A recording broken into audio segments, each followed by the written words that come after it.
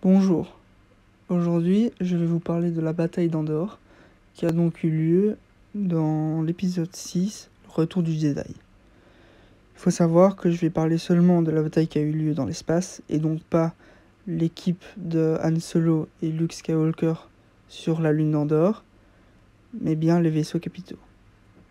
Il faut également savoir que je vais parler du point de vue stratégique du côté des rebelles et du côté de l'Empire.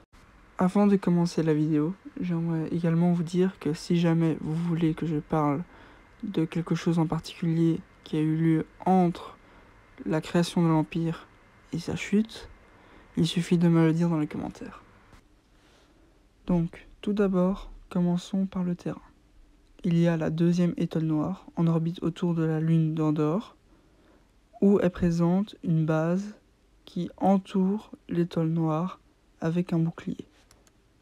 Cette base qui protège du coup l'étoile noire a comme but d'être attaquée par les rebelles, Luke, Han Solo, Leia et leur équipe, et la détruire afin de laisser l'opportunité aux chasseurs rebelles de détruire l'étoile noire. Ensuite, l'Alliance rebelle, espérant que l'équipe a réussi à détruire le bouclier, arrive dans le système et commence son attaque vers l'étoile noire. Excusez-moi pour mes dessins fort schématiques, mais je n'ai pas vraiment les moyens de faire mieux. À ce moment-là, comme tout va bien beaucoup trop facilement, l'un d'eux suspecte quelque chose et pense que le bouclier est encore toujours actif, ce qui est en effet le cas, et ordonne aux chasseurs de faire demi-tour. Au même moment, il y a les vaisseaux de l'Empire qui sortent de l'hyperespace. Il y en a plusieurs sortes, mais principalement des destroyers stellaires et un super destroyer stellaire. Le plan de l'Empire était d'attirer les rebelles en leur disant que l'étoile noire était toujours vulnérable et de l'éradiquer une bonne fois pour toutes. Parce que les rebelles, afin de réussir leur mission, avaient besoin de réunir toutes leurs forces. Le combat s'engage bien naturellement et c'est avec confusion que les rebelles remarquent que l'Empire n'a envoyé seulement ses chasseurs. Les vaisseaux capitaux en retrait et qui bloquent le point d'accès en hyperespace aux rebelles.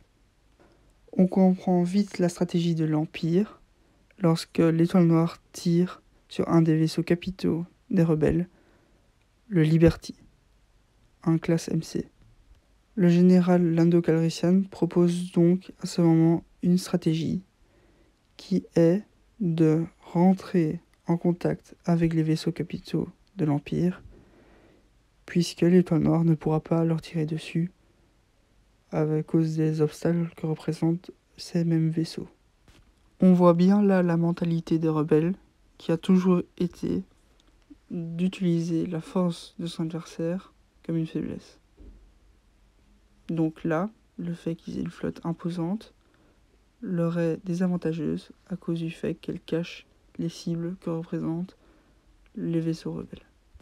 Une brèche se faisant dans le bouclier, Lando Calrissian, Wedge Antilles et d'autres pilotes s'engouffrent dans l'étoile noire afin de trouver le noyau et de le détruire, provoquant une réaction en chaîne qui détruit cette station stellaire.